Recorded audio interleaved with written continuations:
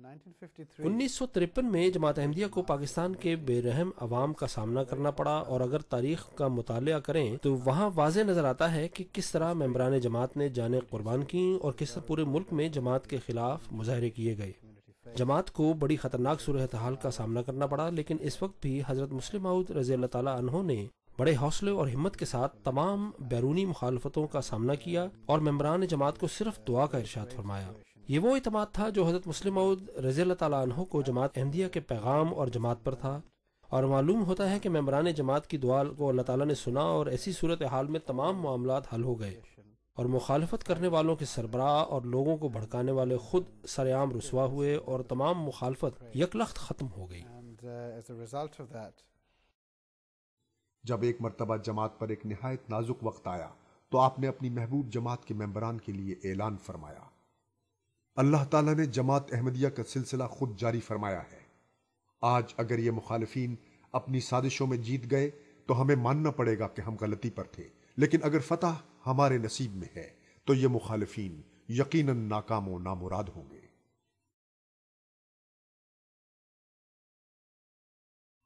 ہندوستان سے باہر غیر ممالک میں مبلغین بھجوانے کے سلسلے کو بہترین بنانے کی غرض سے حضور نے 23 نومبر سن 1934 کو تحریک جدید کے نام سے ایک نئی اسکیم شروع فرمائی جو 19 بنیادی نکات پر مبنی تھی۔ اس پیش قدمی کے نہایت خاطر خواہ نتائج برآمد ہوئے۔ مختلف ممالک میں متعدد مشن ہاؤسز کا قیام عمل میں آیا اور ان کی بدولت ہزاروں لوگ بیعت کر کے دائرہ احمدیت میں داخل ہونے لگے۔ قرآن مجید کے متعدد زبانوں میں تراجم کیے گئے۔ اس اسکیم کے تحت جماعت میں قربانی اور خلوص کی ایک نئی لہر پیدا ہوئی۔ نوجوانوں نے اپنی زندگیاں جماعت کے لیے وقف کر دی۔ آہستہ آہستہ تحریک جدید کا یہ فنڈ ایک مستقل صورت اختیار کر گیا۔ آج قرۂ ارض پر جو بے شمار احمدیت کے مراکز نظر آ رہے ہیں وہ زیادہ تر اسی فنڈ کی بدولت ہیں۔ حضرت خلیفۃ المسیح ثانی رضی اللہ خلافت کے عظیم منصب پر سن 1914 میں فائز ہوئے تھے۔ 1939 میں ان کی بابرکت خلافت کے پہلے 25 سال پورے ہوئے۔ سر محمد ظفر اللہ خان صاحب رضی اللہ نے یہ تجویز پیش کی کہ اس مبارک موقع پر ایک تقریب منانی چاہیے۔ نئے دور کے آغاز کے لیے اس سال یعنی سن 1939 میں دسمبر میں جلسہ سالانہ کے موقع پر حضرت خلیفۃ المسیح ثانی رضی اللہ کے دور خلافت کی سلور جوبلی کے حوالے سے ایک تقریب کا اہتمام کیا گیا۔ اس جشن کے موقع پر احمدیت کے جید علماء نے علمی تقاریر کی۔ جلسہ گاہ تک احباب جماعت ایک ہجوم کی شکل میں چل کر گئے اور منارت المسیح پر چراغاں کیا گیا۔ 2,70,000 روپے کا ایک چیک حضور اقدس کی خدمت میں جماعت کی جانب سے پیش کیا گیا، جس کے بارے میں حضور نے فرمایا کہ یہ رقم جماعت کے بڑے پیمانے کے منصوبوں پر خرچ کی جائے گی۔ آپ کے دور خلافت میں لوائے احمدیت تیار کیا گیا اور پہلی مرتبہ حضور رضی اللہ نے 28 دسمبر سن 1939 کو یہ جھنڈا لہرایا۔ لوائے احمدیت سیاہ رنگ کے کپڑے پر مشتمل ہے اور اس کے درمیان میں سفید رنگ میں منارت المسیح ہے، اور اس کے اوپر کے دونوں کناروں پر ایک کنارے پر 14ویں کا چاند یعنی پورا چاند سفید رنگ میں ہے بنایا گیا، اور دوسری طرف دوسرے کونے میں ہلال سفید رنگ میں بنایا گیا ہے۔ اس کا طول 18 فٹ ہے اور عرض یعنی چوڑائی 9 فٹ ہے۔ الذي بدأ في الجلسة السنوية حضرة ميرزا غلام أحمد الإمام المهدي والمسيح الموعود عليه السلام۔ 1891 میں حضرت مسیح موعود علیہ السلام نے پہلا جلسہ کیا جس میں 75 افراد نے شرکت کی۔ اس طرح جلسہ ہر سال ہوتا چلا گیا، یہاں تک کہ پھر 1932 میں حضرت مرزا بشیر الدین محمود احمد کی قیادت میں 20,000 افراد نے شرکت کی۔ 1946 میں تقسیم ہندوستان پاکستان سے قبل 39,000 لوگوں نے شرکت کی۔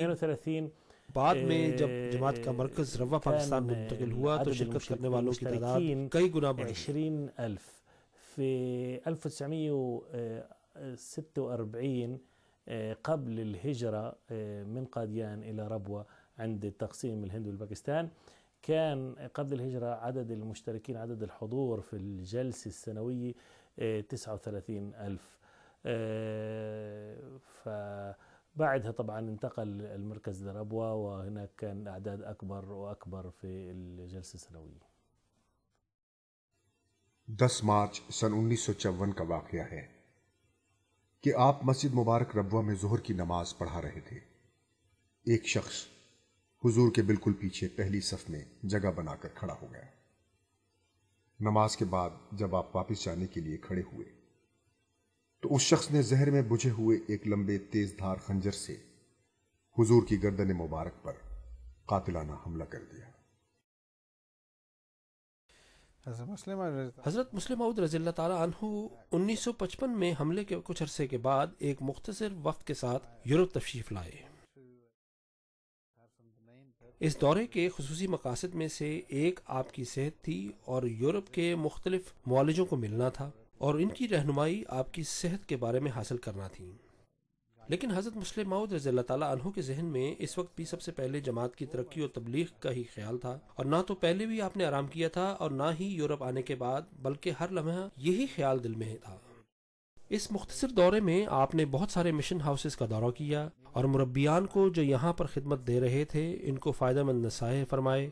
اس موقع پر جو ایک کوشش کی گئی وہ حضور کی یورپ کے مربیان کے ساتھ کانفرنس تھی، کیونکہ ان کا یہاں پر اکٹھا ہونا آسان تھا، اور اس کانفرنس میں کئی نئی تجاویز پیش کی گئیں.